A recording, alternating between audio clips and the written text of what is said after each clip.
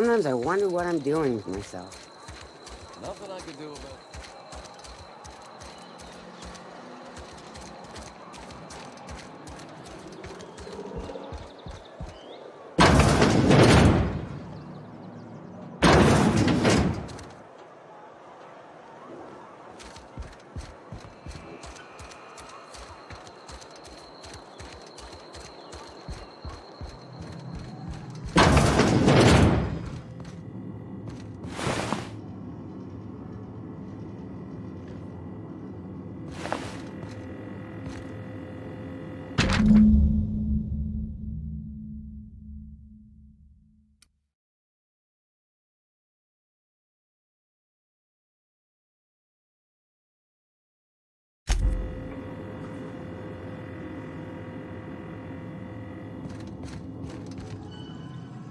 What can I do for you?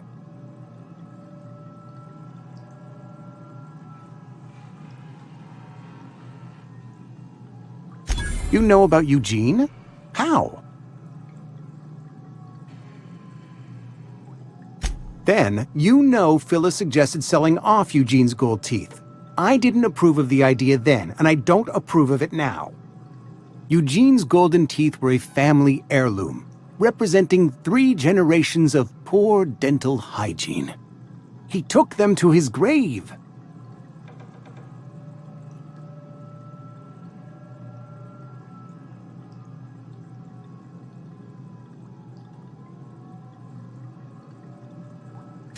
More than a few. Those teeth were his personal savings. I can't ask Silas to dig up a man's body and pry a few teeth loose from his jaw just to pay my bills. Can I? Are you asking rhetorically? Because if you're being serious... Ugh, gross. Desperate measures, Miss Holcomb. Desperate measures. I'm going to have to ask Silas to dig up those teeth. It's the only way I'm paying my gravesite fees.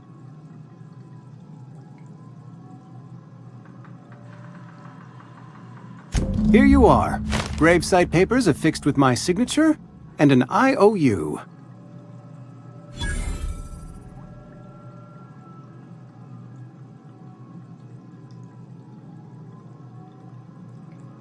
Eugene was not a suicide. He put a bullet in his brain, yes, but that's largely a technicality. I was the one who prepared Eugene's body for interment. I discovered symptoms of the plague on his corpse, and I discovered medicine in his pocket. Lots of medicine.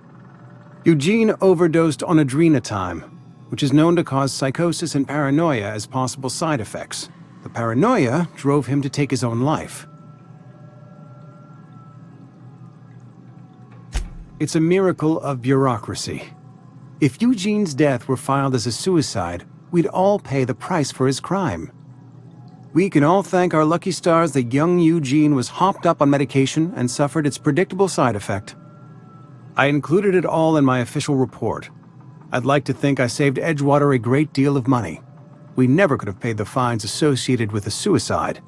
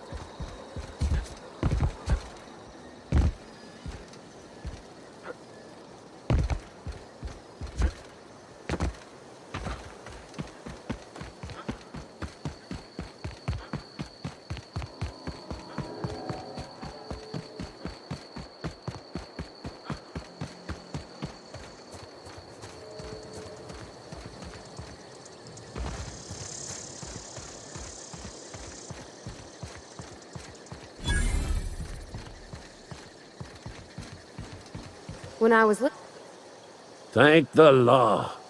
I've been requisitioning backup for months. Guess the boss finally came to his senses. You ever swung a truncheon? Let me see your rifling stance. I want to make sure you're up to snuff.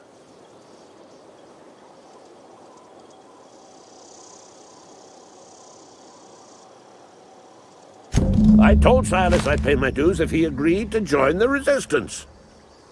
Guess this means he's finally heard the calling. The war, the coming apocalypse, man versus machine. I'm talking about mechanical soldier. Cold, heartless automatons made of iron and lies.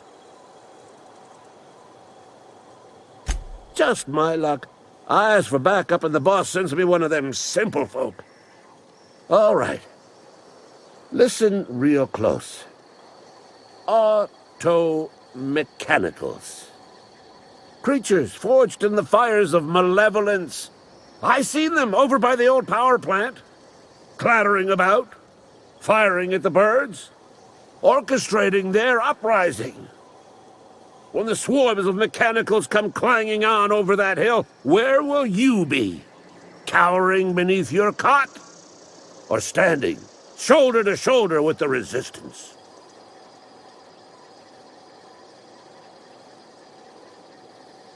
Go on.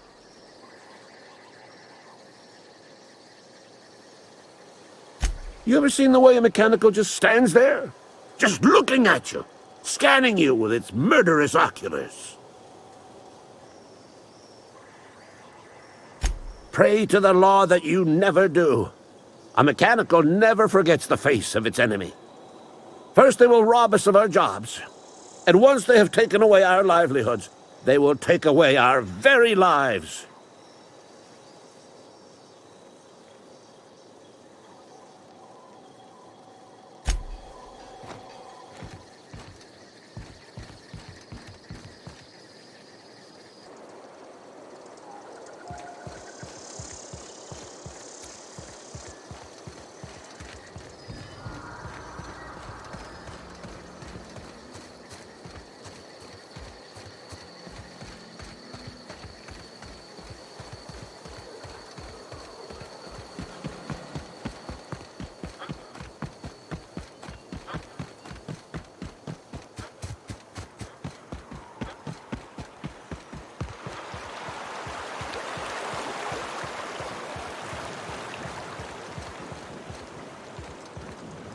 Things are changing round the Vale.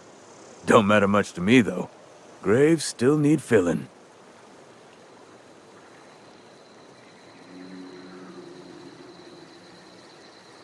Yeah? What about him?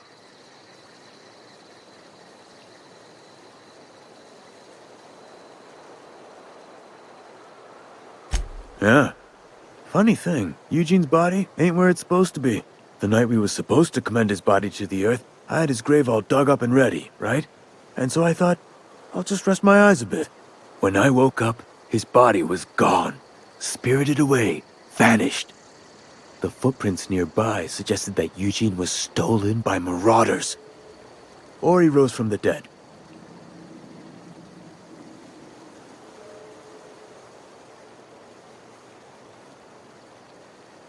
Let me know if you find anything. You run into any trouble? Reliable work from a freelancer. That's gonna take some getting used to. And I'll buy you a drink sometime.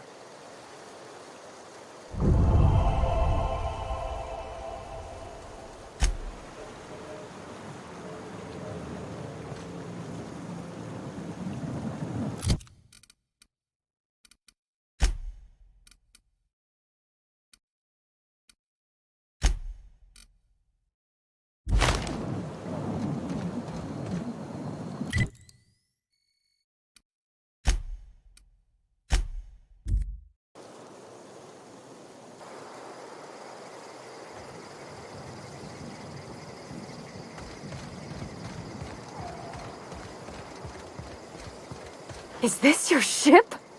Oh my stars, she is just so handsome! Does she have a name yet? What's her drive model? Oh, gosh. Listen to me babbling. When I was in Edgewater, I dreamed of flying on a real ship, working on a real engine, belonging to a proper crew.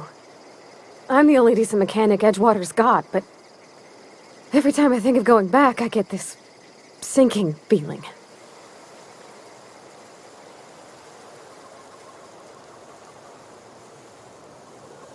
I worked on the occasional supply coach in need of repairs.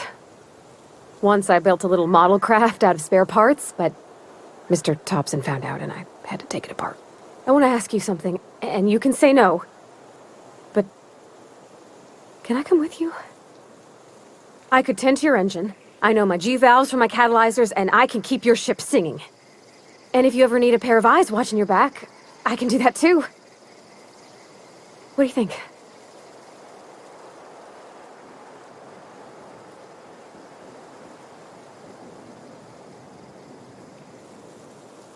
Yes! I mean, thanks. You won't regret this, mister. Captain. I can call you Captain now. Ha! I got a captain.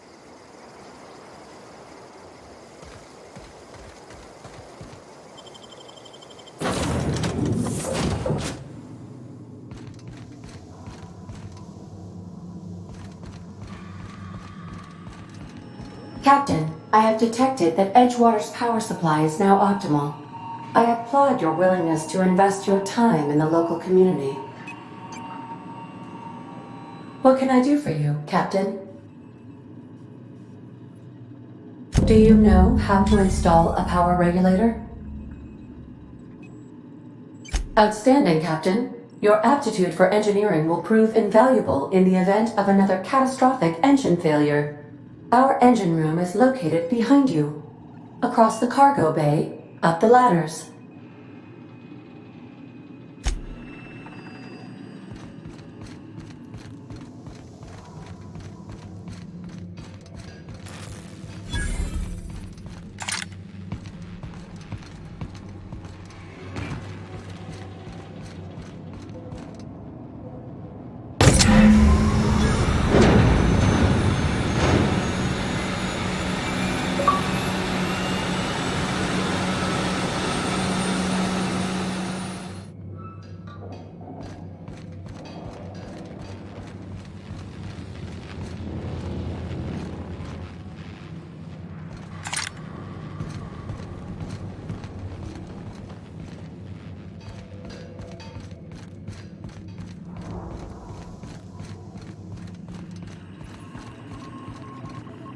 What can I do for you, Captain?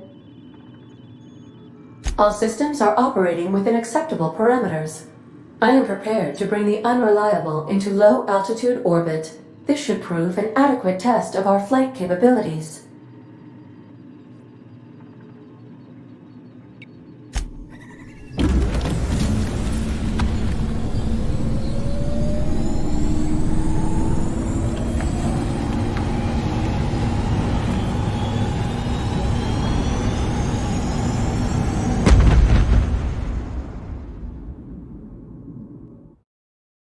A communication request from Dr. Phineas Wells. Aha, there you are. Hale and hearty, and captain of your own ship. I see you're putting the unreliable to good use. Shame about her former captain. Horrible way to die. How are you feeling, by the way? I lost track of you in that cave back there. Experiencing any, unnatural drippage? Perfectly normal side effect of thawing, I assure you.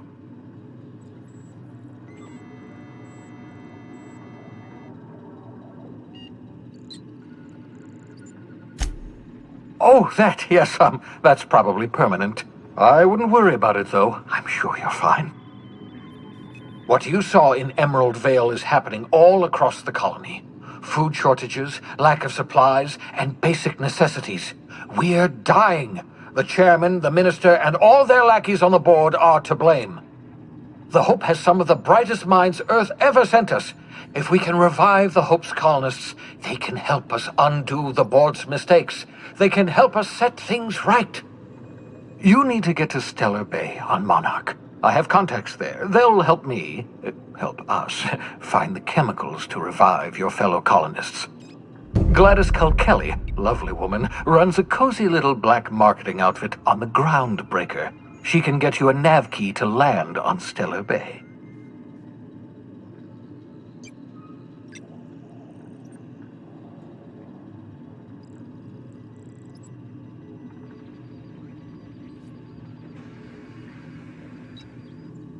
Gladys and I have been doing business for years. Her smuggling credentials are unimpeachable.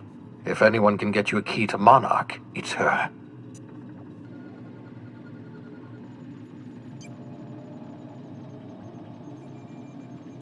Strictly speaking, Monarch is a moon, terraformed badly, and almost completely lawless. You'll love it. Captains don't fly their own ships, you see. Your navigation terminal handles the, navigation. Think of a nav key as a set of flight instructions. The board's been confiscating nav keys for Stellar Bay, so we must rely on unconventional means of acquisition. Hence, Miss Gladys Kalkelly.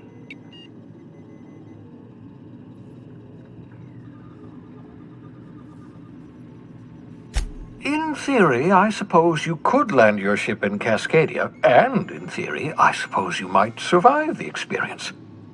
Cascadia is utterly seething with dangerous, highly aggressive creatures more than capable of tearing you limb from limb. You'd have to be a lunatic to land in Cascadia, and I'm reasonably certain I tested your brain for incipient signs of insanity. Trust me, talk to Gladys Kalkelly. Excellent. I'll send her a wireless. Let her know you're coming.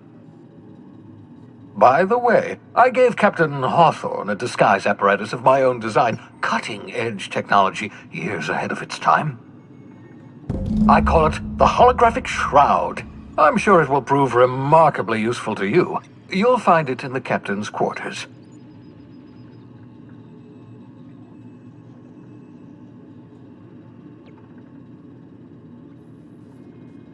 Marvelous device. I'm quite proud of myself. The shroud changes the user's appearance to mimic that of another. It has limits, first-generation technology, you see, but promising. Exciting to see it in use at last.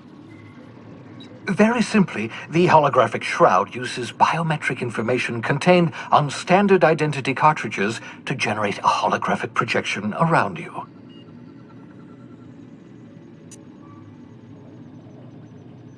Only stands up to a casual scrutiny. Use it too long, bound to flicker, blur, something like that. Movement makes it more likely. Best used in moderation. When you see guards in your path you can't sneak past, for example. Maintain your distance. Act normal. No running, no jumping. Don't draw their attention. If they pay attention, they're more likely to notice flaws in the hologram.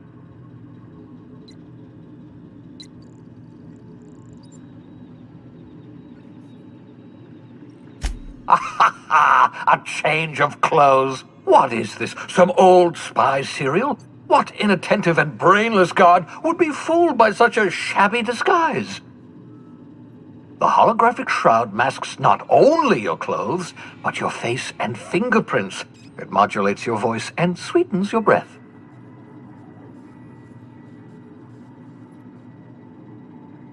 Science, that's how.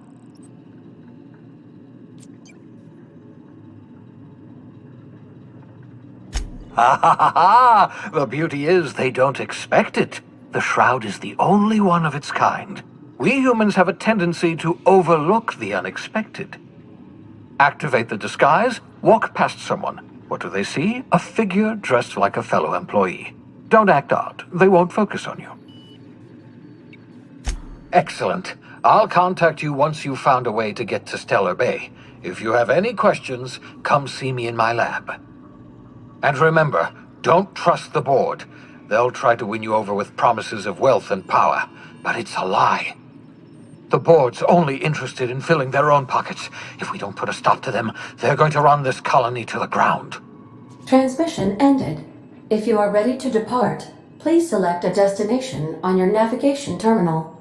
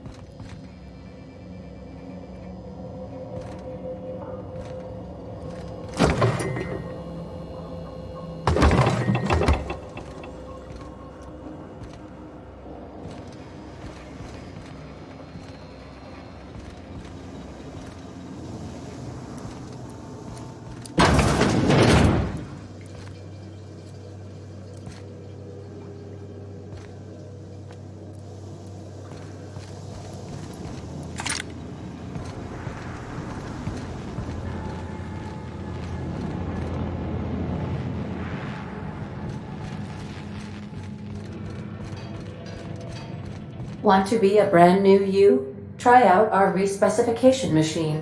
Alex installed it himself, right before he died.